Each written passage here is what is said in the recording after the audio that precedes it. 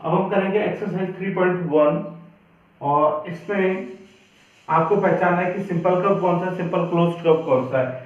Simple curve का मतलब वो होता है कि जहां पर हमने विदाउट लिफ्टिंग द पेन जो भी हमने शेप ड्रॉ कर दी वो सिंपल कर्व है।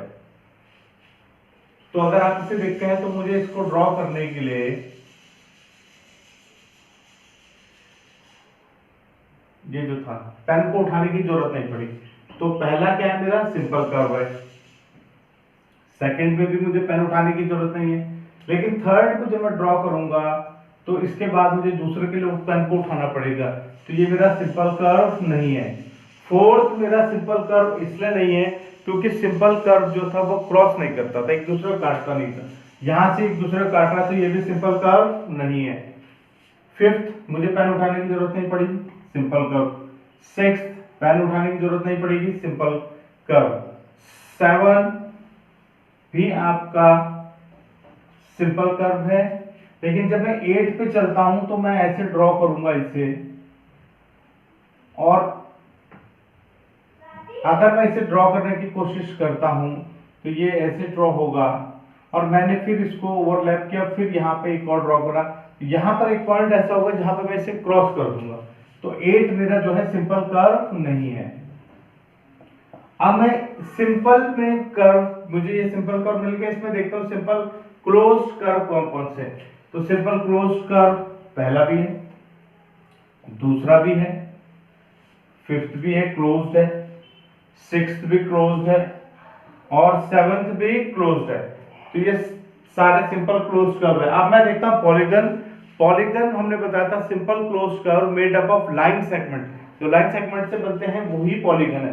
तो पहला लाइन सेगमेंट से बना है, पॉलीगन है। दूसरा पॉलीगन है, लाइन सेगमेंट से बनेगा, फोर भी पॉलीगन है। ये लाइन सेगमेंट से नहीं बना, ये लाइन सेगमेंट है लेकिन यहां पर एक कर्व है। तो बाकी जो लाइन सेगमेंट से बनेगा वही पॉलीगन है। ये भी पॉलीगन है, ये भी पॉलीगन है, ये पॉलीगन। अब हम बात करेंगे कॉन्वेक्स की और कॉनकेव पॉलीगन की। आपको पता था कॉनकेव पॉलीगन में एटलीस्ट वन एंगल जो है 180 डिग्री से ज्यादा। जब मैं इसमें एंगल देखता हूं ये भी छोटा है, 180 से छोटा है, 180 से छोटा है, लेकिन ये वाला एंगल 180 से बड़ा है। तो मेरे को कॉनकेव कौन सा मिलता है, पहला। इसमें तो सारे एंगल छोटे हैं, तो ये क्या है, मेरा कॉन्वेक्स है। पॉलीगन हमारे पास थे 1 to 4, 1 to 4। अगर मैं 4 को देखता हूं तो आप इसको देखिए, ये जो है पॉलीगन में, कॉनकेव पॉलीगन में आपने बताया था कि ये इनवर्ट्स है, तो ये भी क्या होगा, 1 और 4, क्योंकि इसके वर्टिसेस इनवर्ट्स को है। जब मैं साइड को प्रोड्यूस कर रहा हूं तो इनवर्ट एक दूसरे को काट रही है, तो ये क्या है, कॉनकेव है। क्वेश्चन नंबर 2 है, how many diagonal does each of the following have. A convex quadrilateral, convex quadrilateral में कॉन्वेक्स पॉलीगन आपको बता चुका हूं, तो हम एक कॉन्वेक्स क्वाड्रिलेटरल को ड्रॉ कर लेते हैं। This is a convex quadrilateral, A B C D. Vertices कोई भी इनवर्ट्स नहीं है, एंगल कोई भी रिफ्लेक्स एंगल नहीं है, ये परफेक्ट कॉन्वेक्स क्वाड्रिलेटरल है। अब अगर इसके डायगोनल की बात करें तो डायगोनल कौन कौन से होंगे, ये तो कंसेक्यूटिव है, एडजेसेंट है, तो एक डायगोनल होगा इसका AC, और B से देखो तो B से C कंसेक्यूटिव है, B से A एडजेसेंट है, तो दूसरा डायगोनल होगा BD। तो एक डायगोनल है इसका AC, दूसरा डायगोनल है BD, तो टोटल डायगोनल्स कितने हो गए इसके अंदर, 2। अब अगर मैं ट्रायंगल को ड्रॉ करता हूं,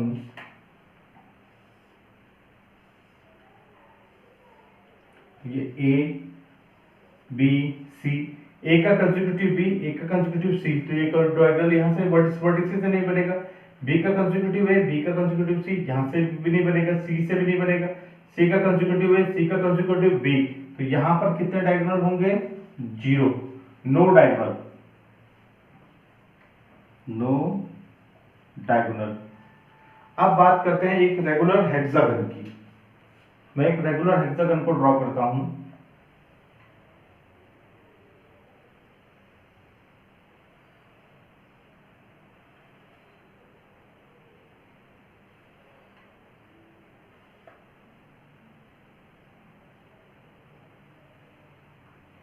एक मैंने एक हेक्सागन ड्रॉ कर दिया, 1 2 3 4 5 6 sides, 6 angles equal, this is A P C D E and F. अब मैं डायगोनल इसे ड्रॉ करता हूं, इसके डायगोनल देखता हूं तो ए से बी क्या है, कंसेक्यूटिव है, ए से एफ क्या है, कंसेक्यूटिव है, एडजेसेंट है, तो एक डायगोनल बनेगा इसका AC। अब ए से दूसरा डायगोनल कौन सा बनेगा, AD। ए से तीसरा डायगोनल बनेगा AE। अब AF तो इसके कंसेक्यूटिव है। अब B से ड्रॉ करता हूं तो B के कंसेक्यूटिव C है, तो B से एक बनेगा BD, एक बनेगा B से BE, BD BE, और एक B से बनेगा यहां पर जिससे है BF। अब B के बाद मैं C से देखता हूं तो C के कंसेक्यूटिव D है, लेकिन C से एक बनेगा CE, C से एक बनेगा CF, और CA तो पहले बन रखा है CF। अब D से मैं देखता हूं तो D का कंसेक्यूटिव B से भी जुड़ रखा है, D A से भी जुड़ रखा है, D E से भी जुड़ रखा है, लेकिन D F से नहीं जुड़ा हुआ है। इसके बाद E से देखता हूं तो E C से भी जुड़ा है, E B से भी जुड़ा है, A से भी जुड़ा है, F D से, C से, B से जुड़ा है, तो सारे हो गए। तो कितने हो गए, 1 2 3 4 5 6 7 8 9। तो कितने डायगोनल होंगे इसमें, 9 डायगोनल होंगे।